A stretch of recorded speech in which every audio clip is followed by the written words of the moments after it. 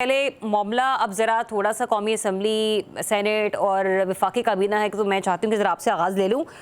मुझे ये बताइएगा कि जिस तरीके से भी खबरें आ रही हैं, और मैंने अभी हम लोग बात भी कर रहे थे इंट्रो से पहले कि मैंने कहा कि उस तरफ के कुछ तज्ज़ियाकार और एंकर पर्सन इस बात का इशारा दे रहे हैं कि आज वफाकी काबीना से मंजूरी हो जाएगी और सेनेट से मंजूरी हो जाएगी। Is that possible? आप अगले 24 से 48 घंटों में आईनी तरमीम को पास होता देख रहे हैं? देखिए, अब तक की जो इतलात हैं, खुर्शीद शाह साहब ने जो इस आईनी तरमीम के लिए जो खुसूसी कमेटी बनाई गई थी, जिसमें पाकिस्तान तहरीक इंसाफ के नुमाइंदे भी शामिल थे, उनका दावा ये है कि जो हमारे यहाँ इसकी मुत्तफ़िका मंजूरी दे दी गई है, जो भी आईनी तरमीम का मुसवदा है, अभी तो मुसवदे भी काफ़ी सारे मार्केट में मौजूद हैं, लेकिन जो भी मुसवदा खुर्शीद शाह साहब के मुताबिक उस खुसूसी कमेटी ने तय किया है, उस पर बाकायदा शिकवार जो वहाँ पर मौजूद थी तमाम सियासी जमातें और उनके नुमाइंदे, उनसे हाथ खड़ा करवा के मंजूरी ली गई है। अच्छा। ये खुर्शीद शाह साहब का दावा है।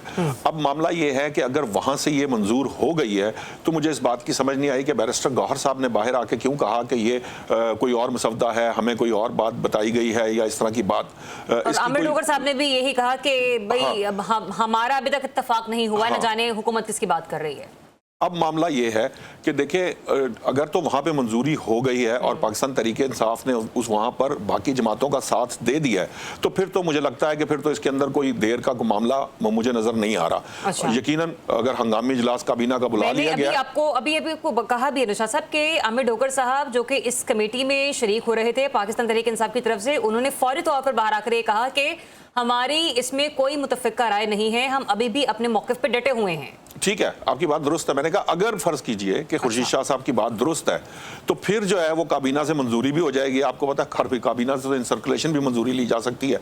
काबीना की मंजूरी होगी तो उसे कौमी असम्बली में पेश किया जाएगा, कौमी असम्बली से अगर वो मंजूर होता है तो वो सेनेट पे जाएगा। अब इसके अंदर हो सकता है कि जिस तरह आप कह रही हैं कि आमिर डोगर साहब अगर बाहर आकर ये बात कह रहे हैं और अंदर वो इत्तफाक किया या नहीं किया, ये तो वो लोग जानते हैं जो वहाँ बैठे हुए थे, लेकिन अगर वो इत्तफाक उस पर हो चुका है तो ये मुतफ़िका है ना। अगर लेजिस्लेशन मुत्तफिका हो जाए तो फिर उसके बाद कोई गुंजाइश नहीं रहती वहां पर, तो फिर शिकवार मंजूरी वाला मामला है। एक और मामला ये भी है। नशाद साहब, मुझे ये बताएगा, क्या हुकूमत को ये सूट करता है कि वो मौलाना को बाईपास करके तरमीम मंजूर करवा ले? क्योंकि अभी कुछ देर पहले नबील गबूल साहब की भी एक स्टेटमेंट मंजर आम पर आई। उन्होंने कहा कि हमने फूंक वाले बाबा को बुलाया है, वो आएंगे, फूंक मारेंगे और आप देखिएगा कि तरमीम पास हो जाएगी। आपको पता है वो बाबा कौन से हैं?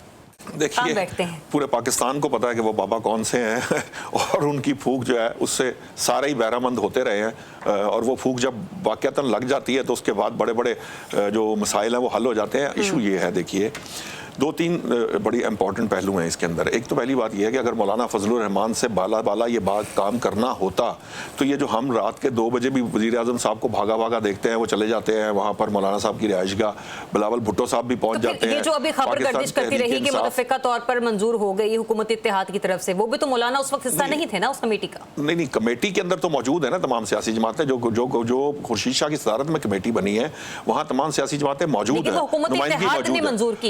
प्रॉब्लम क्या है? मुतफ़िका तौर पर रज़ामंदी ज़ाहिर नहीं। पाकिस्तान तहरीक इंसाफ अपोजिशन की जमात है, वो वहाँ मौजूद है उस कमेटी के अंदर, जो आप आमिर डोगर साहब का कह रही थी। इशू क्या है, देखिए, बात समझने की क्या है। जो अच्छा, इसमें एक पहलू को मैं बता दूं कि देखिए, आइडियल सिचुएशन क्या होती है या तरक्की याफ्ता ममालिक क्या करते हैं, या वो सारा कुछ यकीनन हम हमेशा से कहते हैं कि ये रास्ता अपनाया जाना चाहिए, लेकिन कोई भी काम कानूनी तौर पर और आईनी तौर पर दुरुस्त है या नहीं है, ये फैसला करना ज़रूरी होता है। उसके बाद उसकी फर्दर मेयार को आप जितना मर्जी बेहतर कर लें, वो अच्छी बात है, वो करना चाहिए। लेकिन अब मामला ये है कि जो तरमीम इस वक्त जो भी दावा किया जा रहा है हुकूमत की जानब से, यानी खुर्शीद शाह साहब की जानब से, उसके बाद बिलावल भुट्टो साहब ने पार्लिमानी पार्टी में ये कहा कि मैं इसके बाद मौलाना साहब से रब्ता करूँगा, यकीनन वो जो भी मामलात हैं उसके अंदर बातचीत की जाएगी। इतने दिनों से ये ज़ेर बहस है, ये तमाम सियासी जमातों के नुमाइंदों के सामने ये सारी चीजें जो हैं वो डिबेट पे आ चुकी हैं। अब दूसरा जो पहलू है वो ये है कि जब कौमी असम्बली में से पेश किया जाएगा तो अल्टीमेटली जब इसकी अप्रूवल की बात आएगी तो वो नुमाइंदा वो जो नुमाइंदे हैं तमाम सियासी जमातों को उस पर डिबेट ही करेंगे। अब उसको अखबारात में छापा जाए या मीडिया में दिया जाए या ना दिया जाए, ये हुकूमत का प्रेरोगेटिव है कि वो देती है कि नहीं देती, या वो उस मेयार को पूरा उतरना चाहती है कि नहीं चाहती, जो हम समझते हैं कि होना चाहिए।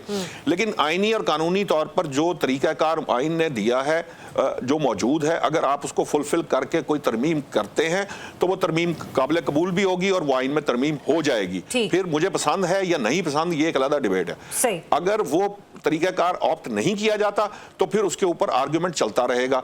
इसलिए मैं ये समझता हूं कि देखिए, जो जिनका ये काम है लेजिस्लेशन करना, कानून साजी करना, वो कानून साजी कर रहे हैं। वो पहले ही माशाल्लाह आपके सामने ही है कि दौड़े लगी हुई हैं सबकी। कराने वालों को ये मुसीबत है कि करानी चाहिए, क्योंकि ये जिन बाबा का जिक्र किया जा रहा है वो बाबा जी अगर हाथ में लठ लेके खड़े हैं या लाठी लेके खड़े हैं कि जनाब ये कराएं, तो फिर जिन्होंने करानी है वो भी भाग रहे हैं, और जो उसकी राह में रुकावट बन रहे हैं वो भी इसलिए बन रहे हैं कि जो भी उन्होंने अपने मामला तय करने होंगे इसकी आड़ के अंदर, या अदरवाइज उन्होंने कोई चीजें तय करनी होंगी तो वो उसका आसानी लेने की कोशिश करेंगे, लेकिन अल्टीमेटली होगा सही।